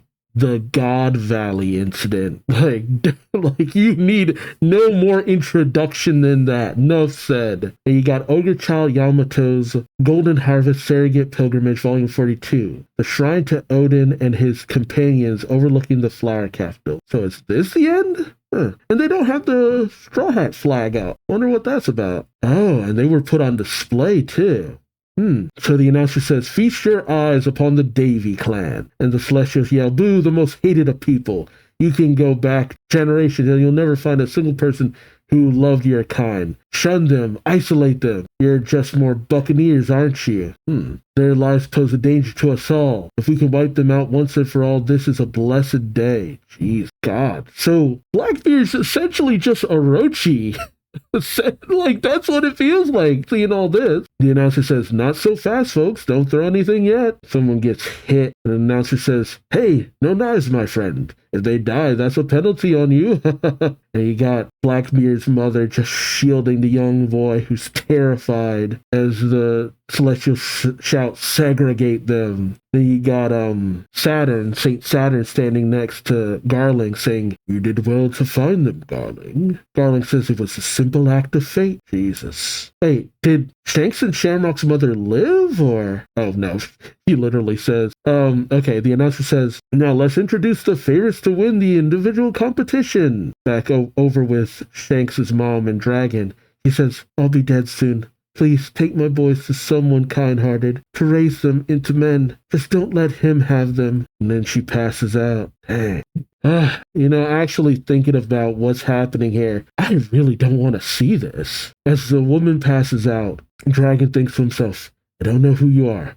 I want to save your kids. If I don't do something, I'm going to collapse under the weight of it all. And I get that. The announcer says, we've already introduced the 13 super rare rabbits. They're worth 10,000 points each. The crowd cheers. He then says, in addition, there are 150 rare rabbits. The hunt will begin in 1 hour. All you rabbits better start running. And the people running say, are you serious? Are they really going to start killing us? They scream in terror. We just have to survive for 3 weeks and we're free. Let's run for it. It's our only hope. There has to be a good place to hide. The announcer says, let the hunt begin. While the dragons on their ostrich mounts say, little rabbits, where are you? You got a couple with their child hiding behind a rock. He says, hush, baby, don't cry. But the baby cries out. A celestial comes up, pointing their gun at the family, saying, found myself some rabbits. The woman says, no, just let our baby live. Please, I beg of you. But he just laughs and shoots them. 3 shots. 1 each. You see a transponder snail watching the whole event. People calling out, please, spare my life. Don't kill my husband. The celestials just laugh. Oh, God. In the land of the gods, sacred Marijual, you got them back home cheering, woo, yes, get him. Yeah, it's all being projected to them. My God. The announcer says the Figureland family is in the lead, but the vet and Maymare family are in close pursuit. You got Shamrock cutting people down left and right. The celestial woman cheer, eek, Lord Garling.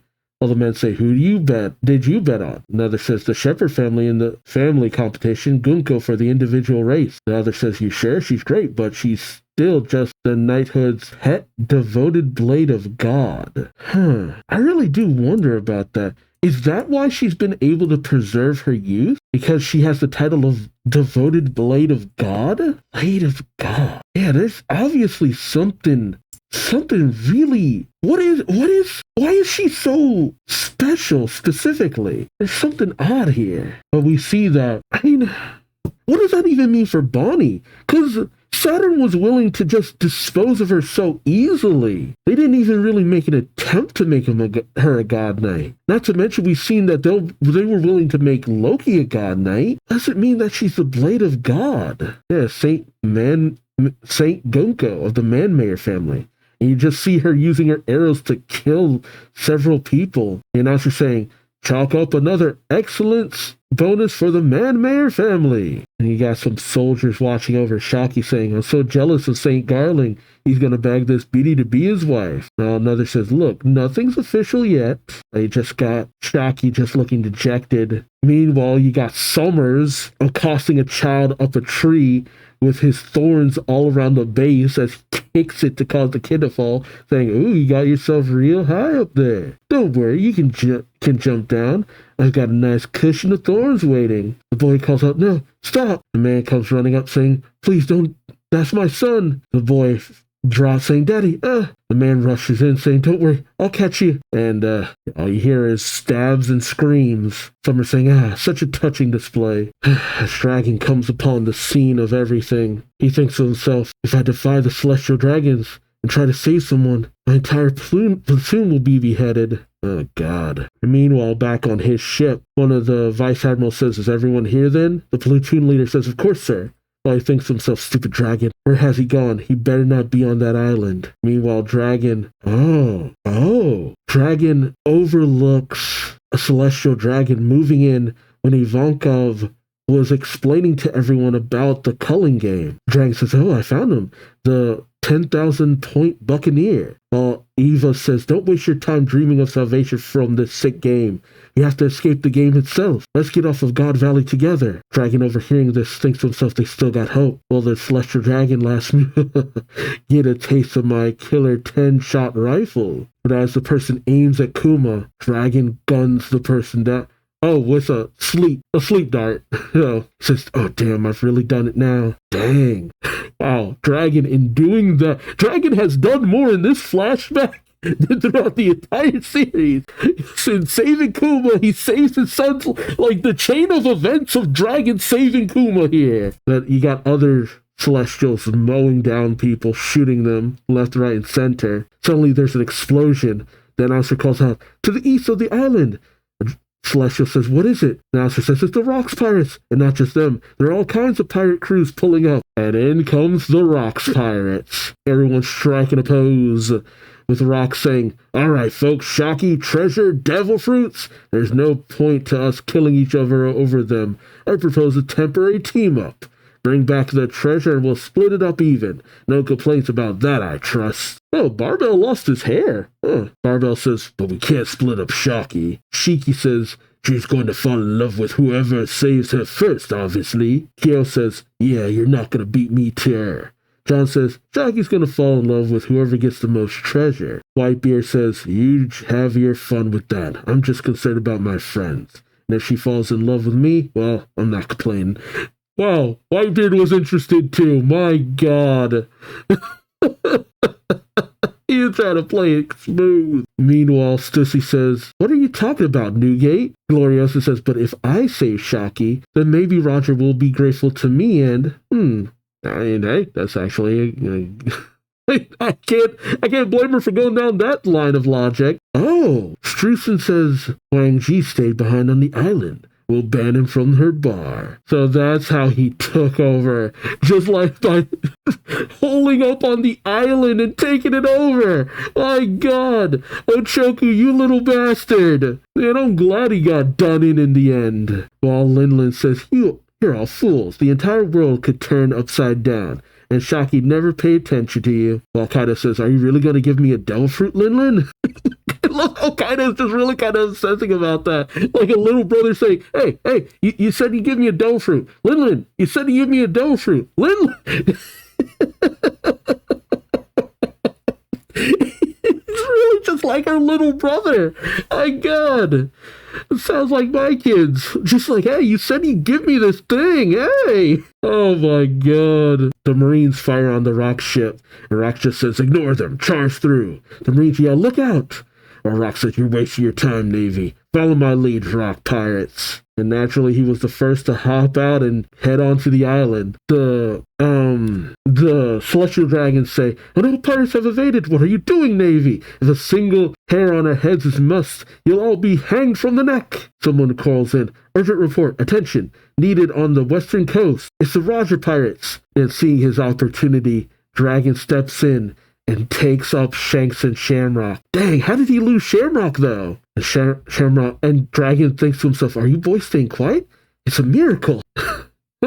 It's almost like they sensed that they need to go with this, and I wonder when Shanks and Shamrock stopped being on the same page about certain things. The Marine says, move all the Celestial Dragons to the center of the island. They mustn't be harmed under any circumstances. What's happening? It's like the end of the world. First Rocks, now Roger. Now someone announces the Roger Pirates have landed, and you hear screams. Enter the Roger Pirates. As Roger shouts, I'm going to rescue you, Shocky. None of the rest of you has a shot, so focus on the treasure. Oh my God. Oh, I was wondering what happened. The rest of his crew beat his ass, yelling, take back, shake Shocky back. And Roger says, okay, sorry. Oh my. This context is wild. My God. While Garling says, damn it, can't focus on the game. While the other Celestials yell out, what's going on here? Just do something. And Garling striking a pose with the God's Knights. Some of them look like ancient giants.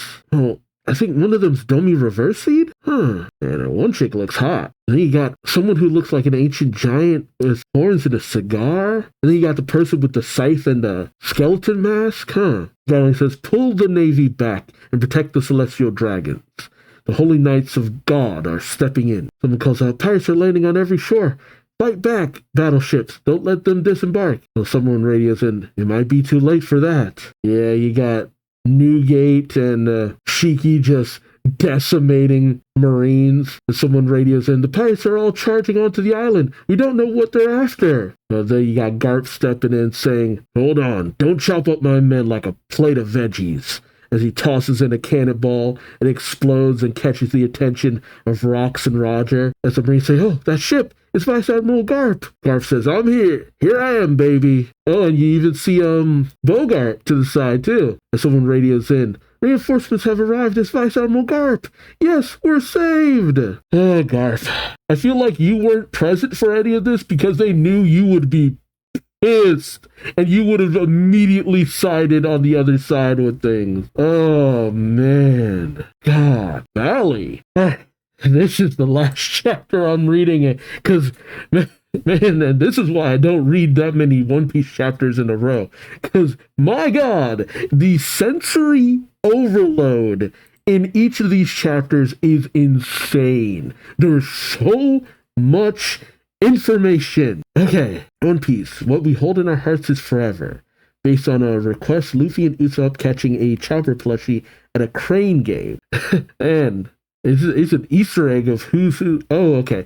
I was wondering what the panels were with the faces, but it's a closer look at some of the Straw Hats' face. Man, Oda is really getting good at just drawing so many characters in these panels. Okay, Jinbei is over there resting on a Dory plush. Brook is acting as a crane so he can, I guess, get Chopper out. I guess the lion is acting as another crane trying to get...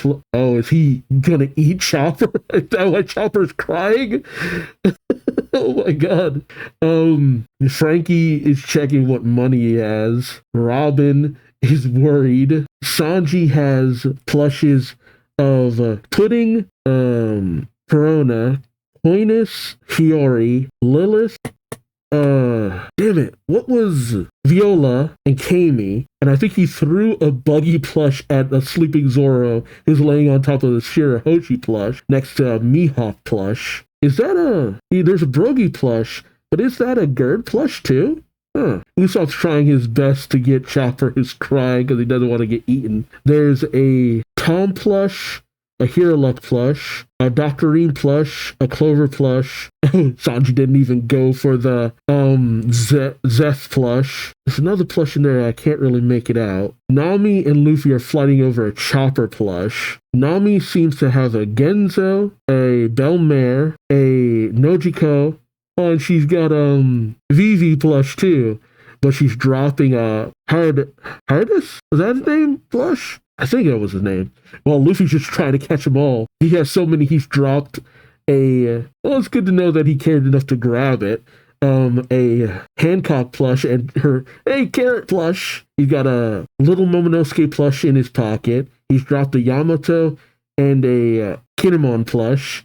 He's got a Goemon plush in his teeth while he's still scooped up a Whitebeard. I'm surprised he cared enough about Whitebeard to grab it. A Rayleigh, a Dadan, a Garp, I'm forgetting her name. Makino, Ace, Shanks, and Sabo plush. There you go. Okay, I think I got it all. I think that's everything. Man, there's a lot of details to this one. Oh, chapter 1161, A Song of Love Bound Under a Hail of Arrows. Dang. And you got Yamato, Kinemon, and Momonosuke praying at the gravesite with the names of Kazuki Odin, Toki, Yasue, Tempura. Oh, it was the daimyo, Otaka. Oh, that was Yasue's wife, Asher Doji Korazumi. I'm surprised they put a Korazumi name in there. Unless that was maybe for did they find out that Tama is a Korazumi? Pedro, Izo, who? Where are those names? Martyr and Grave?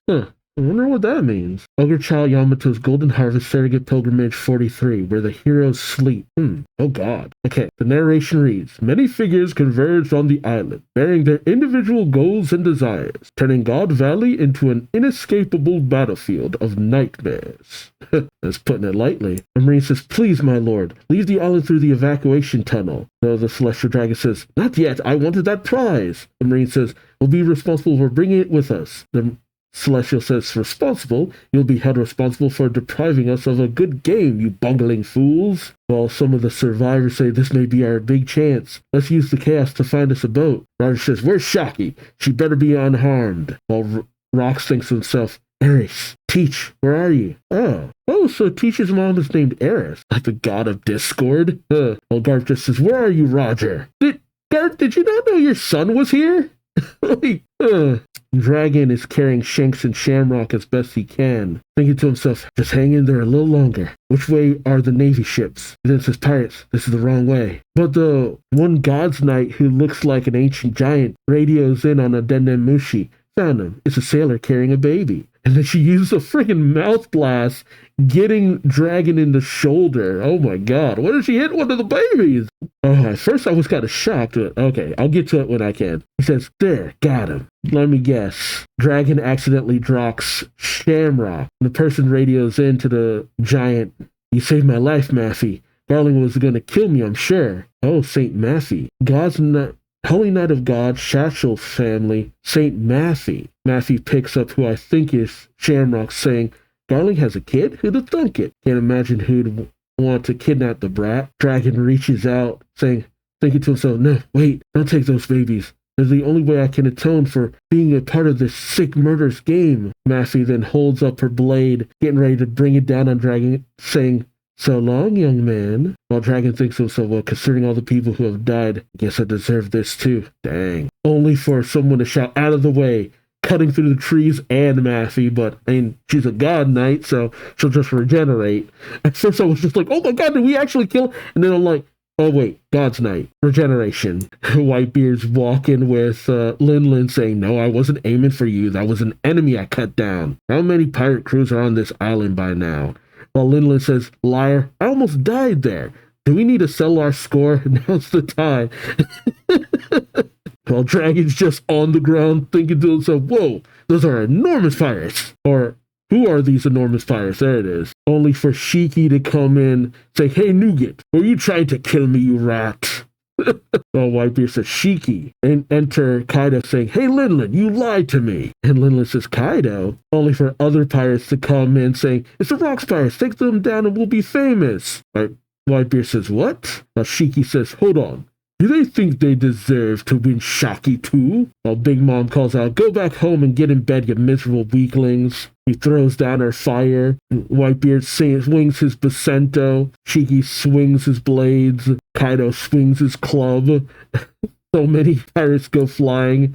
Maffy just watches carrying Shamrock, saying, what's happening to this island anyway? Dragon thinks to himself, now I've got an opening to escape, but she's got the babies. But then he notices down below, he still has one of the other kids who has a bump on the head and is knocked out. An explosion goes off and Garp says, I sense a big catch up ahead. Found myself a first-class fishing spot. As he charges up his fist, he goes swinging as Whitebeard, Lin, and Kaido go running, saying, now come quietly, you Neptunians. Really? Called them Neptunians. Lin says, it's Garp, run or we'll be stuck here forever. Well, Kaido says, aren't we going to fight him?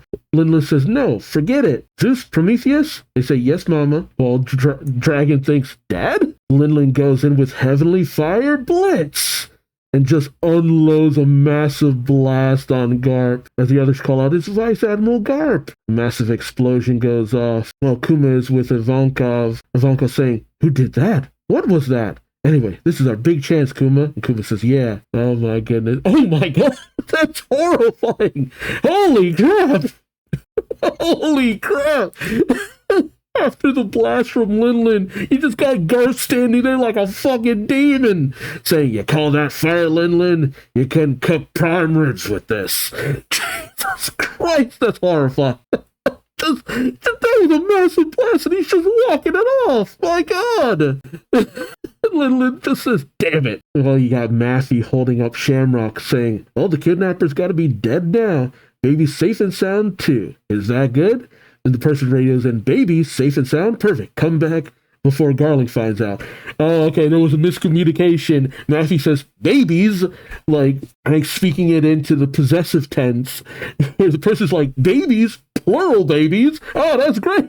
Oh, I love miscommunications like that. While Dragon walks away with the unconscious Shanks, he says, I'm so sorry.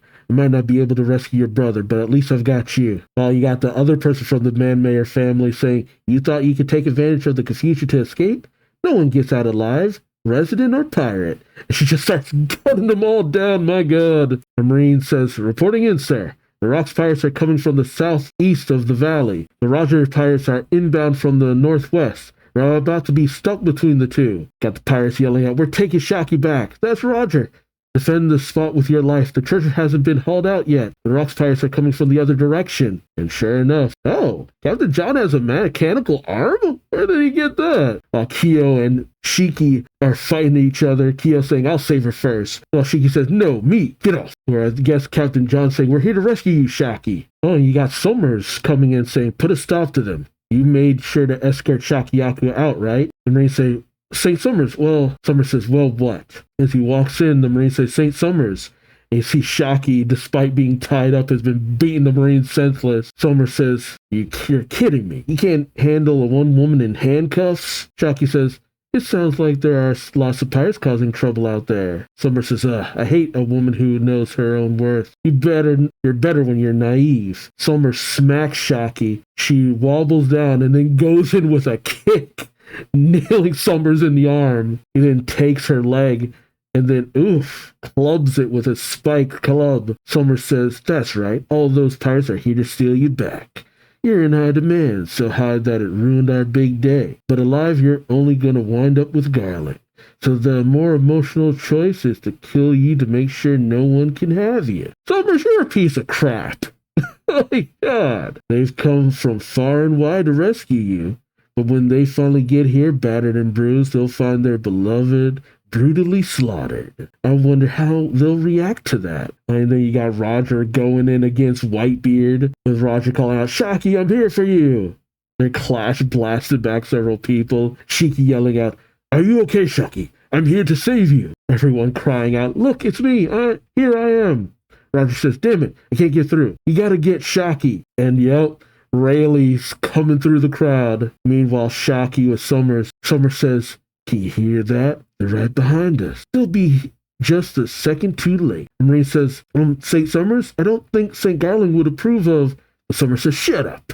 If you don't say anything, it goes in the books as an accident. Just look at her face. The light of hope has finally gone out. This ain't no fairy tale. If anyone comes to save her, I'll kill him. Reality is cruel. I'll kill you in 5 blows. And with each bloody smash, you'd better regret the piece out of optimism that led you here. Shaki closes her eyes and grits her teeth, but Summers is stopped as the figure smashes in behind him. Rayleigh saying, don't put the flowers on your grave to send you off. Summers stands in shock.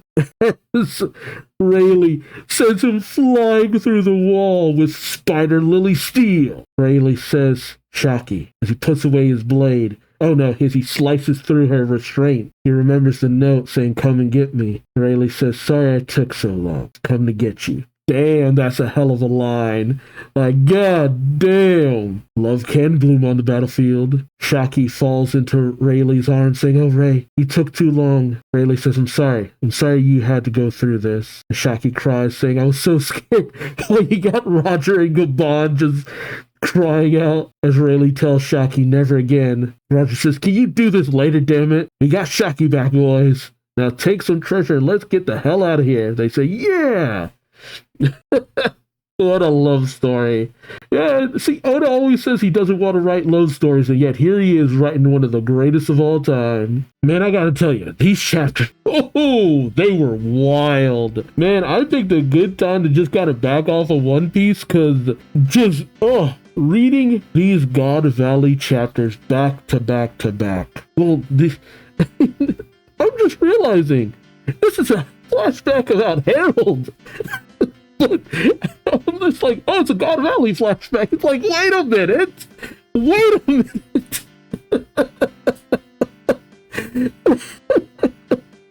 Like, it made more sense when it was about Kuma's point of view. Oh man, it might all be Shaki explaining all of this, honestly. Finally having the answer to what tipped Dragon over the edge when it came to being a Marine.